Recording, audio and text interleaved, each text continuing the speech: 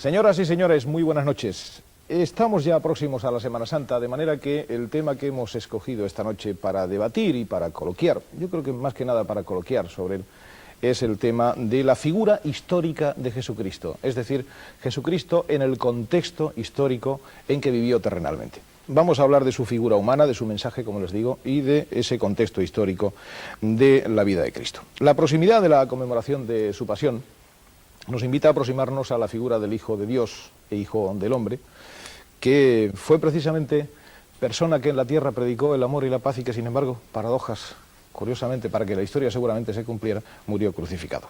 De la figura humana de Jesucristo habría que decir que sabemos principalmente por lo que se ha escrito en los Evangelios, por lo que está escrito en los Evangelios y en los Hechos de los Apóstoles.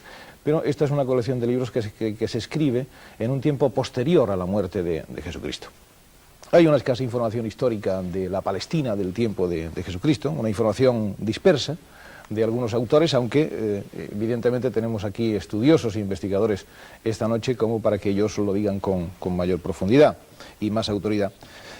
Como les digo, hay una información dispersa, escasa, sobre la figura histórica de Jesucristo, el tiempo histórico de Jesucristo, en la que aparecen muy pocas referencias.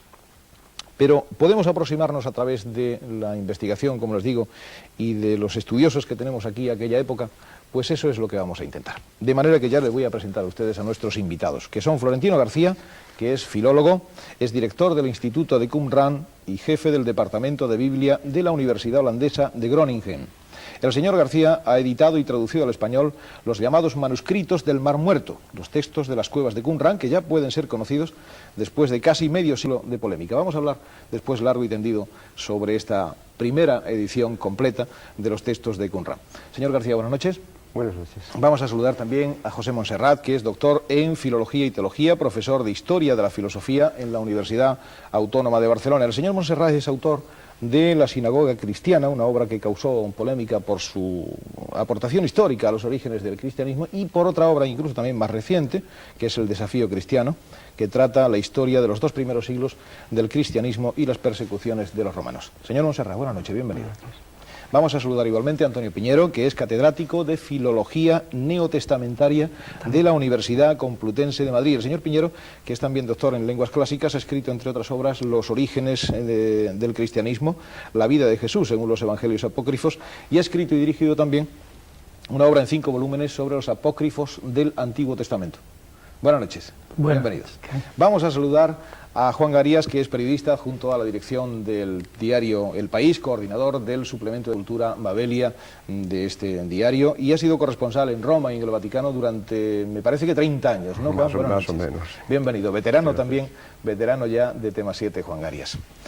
Y vamos a dar ya finalmente la bienvenida a nuestro quinto invitado, que es Miguel de Burgos, doctor en Teología y Sagradas Escrituras, profesor de Biblia y Nuevo Testamento en el Centro de Estudios Teológicos de Sevilla, es dominico.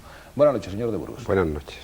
Bien, pues como suponemos que el tema es de interés para todos ustedes, y de interés para unos, indudablemente, y de curiosidad también para otros, ahora nuestro realizador Pablo Carmona les recordará a ustedes a través de un crawl en sobreimpresión los teléfonos del programa para que a partir de este momento, si quieren, vayan llamando, porque el equipo que coordina María Ángeles Sandoval ya está pendiente de recibir esas llamadas que ustedes le formulen.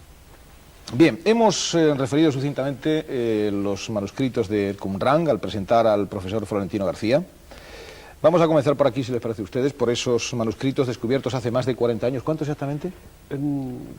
Los primeros fueron en el 47, 47, eso es, incluso, pues eso, unos 40 y tantos años.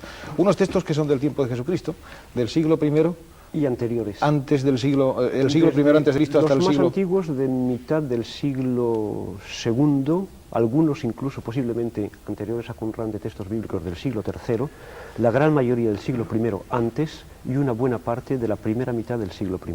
Lo cierto, profesor García, es que estamos hablando de unos textos que, al decir de algunos estudiosos, aunque usted tendrá que aclararnos esto y matizarnos, por las interpretaciones que se le pueden dar, interpretaciones incluso legítimas, quiero decir, a lo que se encuentra, pero algunos estudiosos dicen que estos textos constituyen el escándalo académico por excelencia del siglo XX. Y hay también autores que dicen que podrían ser la cuna, estar en estos escritos, en estos textos encontrados en las cuevas de Qumran, estar la cuna del cristianismo. Naturalmente, nadie mejor que usted para explicarnos si esos juicios son ciertos.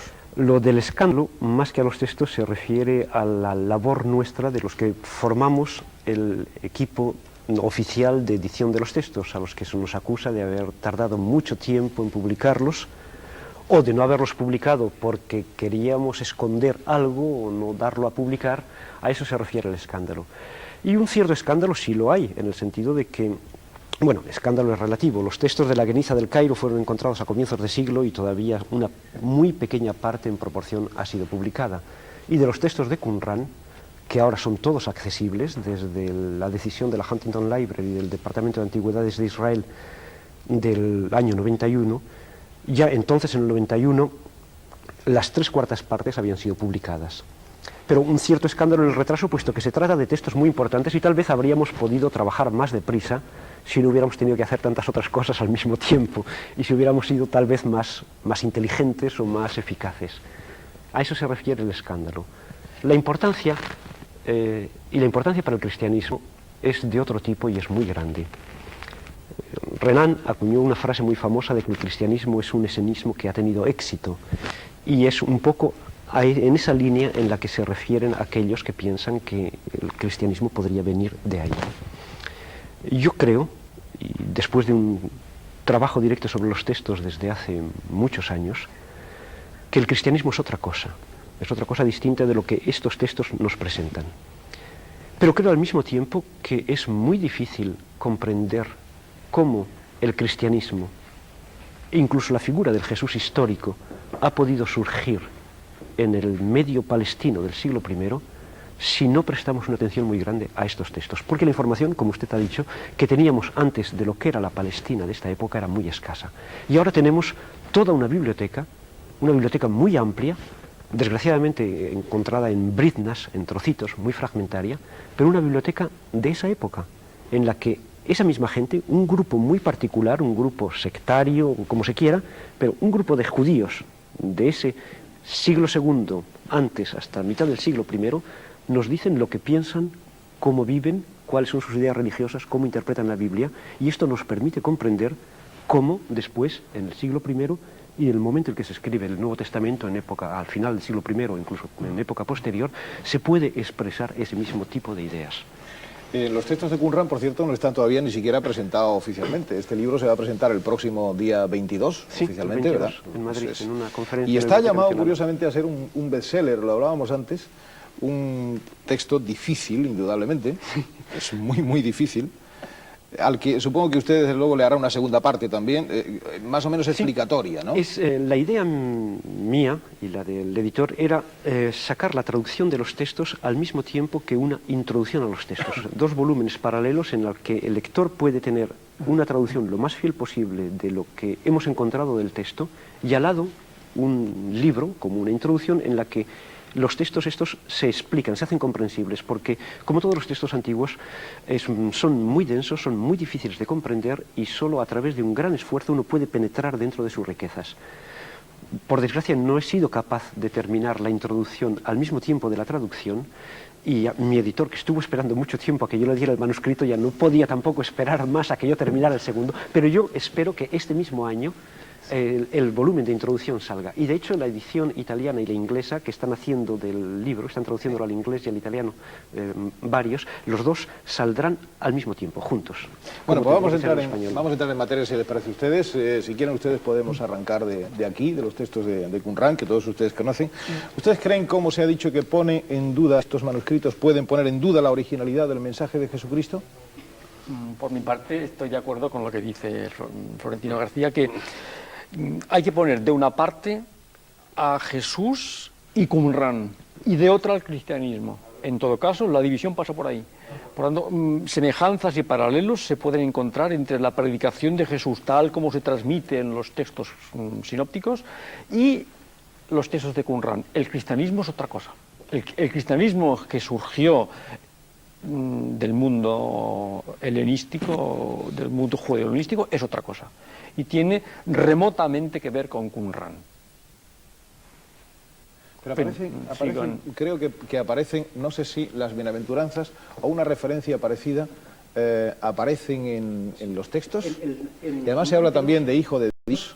Y si todo esto es anterior, ¿podría de alguna manera significar que esa originalidad con la que siempre hemos creído que tenía el mensaje de Cristo no es tan original? ¿Puedo responder? Sí, sí, responde. No creo que se pueda. Es cierto, cuando hablamos, es toda cuestión de definición de términos, ¿no? Pero cuando hablamos de cristianismo, me imagino que tú estás pensando en un desarrollo de una época mucho más tardía, en el que el influjo griego está ya presente. Pero con Pablo. Con Pablo. Con Pablo, Pablo, no mucho más tardía. Pablo no puedes separarlo tampoco del ambiente fariseo del siglo I. Hay elementos en Pablo, en la posición. Te puedo dar un ejemplo, por ejemplo, la justificación por la fe de Pablo. En Qumran tienes textos dentro de los Jodayot y otros muchos en las que esta misma idea está perfectamente reflejada. No creo que puedas separar tan tajantemente lo que es el cristianismo del siglo I y el cristianismo del siglo II, porque el del primero de alguna forma también es cristianismo si no lo limitas a lo que es el mundo griego.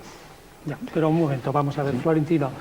El cristianismo tal como lo entendemos hoy parte de un concepto fundamental de la salvación. Ese concepto fundamental de la salvación, tal como lo expresa Pablo, se reduce a estas breves proposiciones. Existe un ser divino preexistente antes del mundo que desciende a la tierra, ese ser divino predica, muere, padece, su muerte es salvífica expiatoria y luego, tras la muerte, si el creyente tiene fe en ese acto salvífico, se le promete una resurrección y una participación en la inmortalidad de ese ser divino que padece. Ese es esencialmente el concepto de salvación que tiene Pablo, y yo te retaría a que encontraras en Qumran y en el judaísmo algo esencialmente que se le parezca a eso.